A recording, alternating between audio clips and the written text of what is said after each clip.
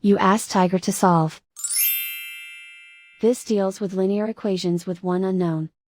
The final result is y equals -90. Let's solve it step by step. Group all constants on the right side of the equation. Add 450 to both sides. Group like terms.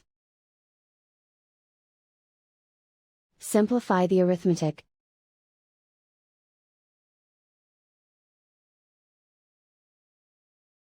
Isolate the y. Divide both sides by -6. Cancel out the negatives. Simplify the fraction. Move the negative sign from the denominator to the numerator. Find the greatest common factor of the numerator and denominator. Factor out and cancel the greatest common factor. And so the final result is y equals -90.